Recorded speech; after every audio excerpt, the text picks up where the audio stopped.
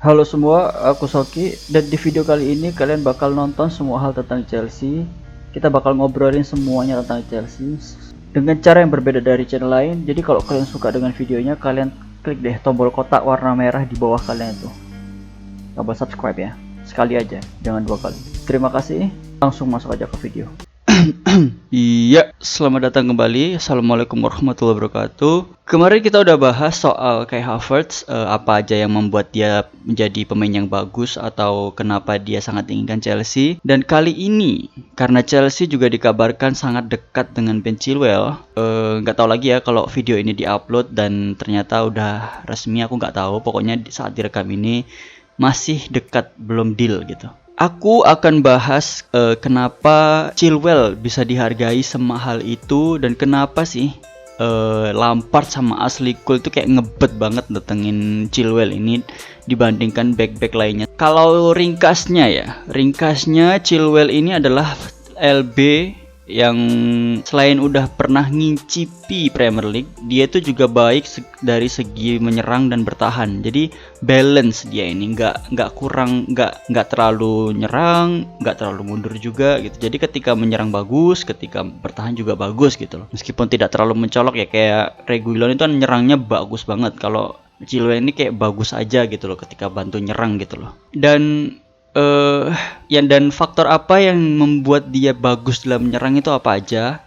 Jadi aku sebutin aja satu-satu. Yang pertama, dia itu akselerasinya bagus. Buat yang nggak tahu akselerasi itu apa, itu adalah kecepatan pemain saat di 5 sampai 10 meter gitu. Jadi jarak dekat doang gitu loh. Jadi speed di awal-awal itu bagus banget Ben Chilwell. Kayak kalau kalian inget golnya Pulisic lawan City, nah itu adalah akselerasi ya namanya. Kemudian ball control dia juga bagus. Mungkin ball controlnya dia 2 level di atas Marcos Alonso ya. Jadi kalau kita lihat ball controlnya itu ketika dia nerima bola dan gerakin bola itu rapi banget ya menurutku ketika lagi on fire. Kemudian layoff. Seperti yang kita udah bahas kemarin, layoff itu adalah kerjasama kayak one two gitu loh, antara dua pemain atau lebih gitu. Jadi Ben Chilwell ini bagus juga layoffnya, dan ini nggak kita lihat di Marcos Alonso musim lalu karena sering gagal gitu melakukan kerjasama one two sama pemain Chelsea lainnya gitu. Dan aku lihat di beberapa match Chilwell ini bagus banget ngelakuin layoffnya gitu. Kemudian long passnya dia juga bagus.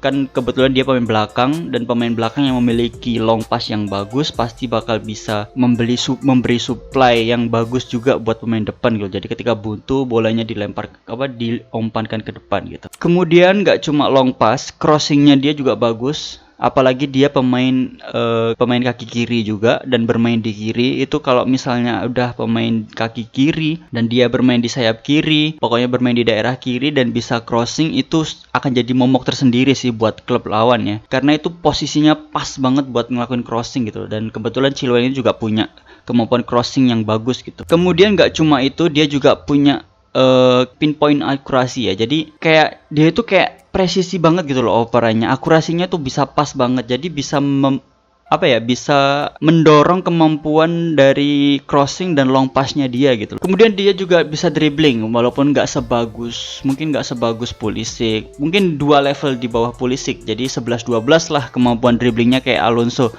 kan juga lumayan tuh dribblingnya, mungkin ya nggak beda jauh lah sama Alonso, cuma bisa dibilang bagus juga ini dribbling dari Ben Chilwell gitu. Nah itu tadi yang berhubungan dengan menyerang ya. Nah itu tadi adalah faktor-faktor yang mendukung Ben Chilwell dalam hal penyerangan gitu. Dari awal tadi akselerasi, ball control, pinpoint akurasi, terus habis itu crossing, long pass gitu. Passing pendeknya juga bagus juga sih aku lihat. Kemudian di segi bertahan dia itu sangat baik dalam melakukan blocking dan juga tackle. Nggak tackle yang biasa tapi juga sliding tackle gitu loh. Untuk blocking, aku pernah nonton dia satu ketika itu dia udah tertipu oleh pemain lawan ya. Udah tertipu, udah jatuh dia bahkan. Tapi refleksnya dia itu bisa cepet banget sehingga dia bisa melakukan pergerakan yang ngeblok tendangan lawan gitu. Padahal dia udah tertipu awalnya. Aku lupa ini lawan siapa dia. Tapi ya gitulah kronologinya, dia itu udah ketipu oleh lawan dan dia udah jatuh, udah jatuh. Dan dari jatuhnya dia tuh dia masih bisa refleks buat melakukan blok gitu loh. Jadi tendangan lawan malah dihalau sama dia gitu. Jadi kemampuan blockingnya itu bagus banget ini si Chilwell ini ya. Kemudian aerial duels, duel udara ini bisa menyokong dia saat membantu menyerang dan membantu saat bertahan juga gitu loh. Jadi pemain ini kan gak terlalu tinggi ya si Chilwell ini ya.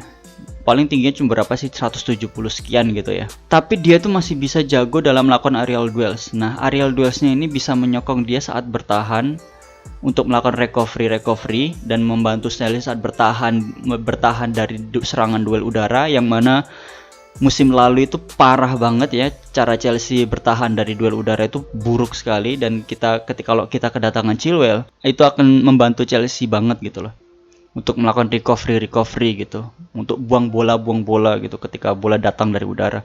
Dan kalau nggak salah recovery-nya Chilwell itu bagus banget kok musim lalu.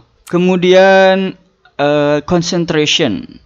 Chilwell ini termasuk pemain yang jarang melakukan kesalahan ya di Premier League ya. Kalau kita lihat errornya dia tuh cuma sekali yang lead to goal, kalau nggak salah ini ya. Kemudian dispossesnya dia juga dikit-dikit banget, kehilangan bola itu juga dikit-dikit banget. Terus kemampuan dia menerima bola itu juga bagus banget. Jadi dia jarang banget kehilangan bola dari operan-operan temen gitu, karena didukung oleh ball kontrolnya dia yang bagus tadi gitu. Nah, masalah dari Ben Chilwell ini adalah semua yang aku sebutkan tadi itu dia tidak konsisten ngelakuinnya. Jadi kalau kita lihat secara statistik, dia ngelakuin long passnya juga nggak sering, ngelakuin crossingnya juga nggak sering. Jadi dia punya kemampuan itu, cuma dia nggak terlalu sering mengeluarkan kemampuannya itu di sebuah pertandingan gitu. Jadi inkonsistensi adalah salah satu kelemahan Ben Chilwell yang aku lihat ya. Jadi semoga aja ketika nanti beneran udah pindah di Chelsea, aku harap dia bisa lebih konsisten. Karena kalau misalnya yang aku sebutin tadi dia bisa ngelakuinnya secara rutin, dia bisa jadi salah satu back kiri terbaik di dunia menurutku.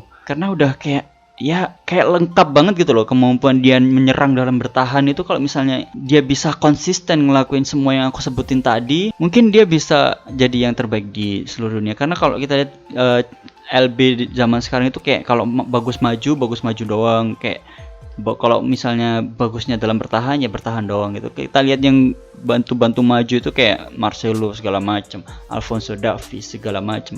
Robertson itu juga fokus dalam satu poin aja gitu, nggak bisa dua-duanya dan dalam menyerang atau bertahan gitu.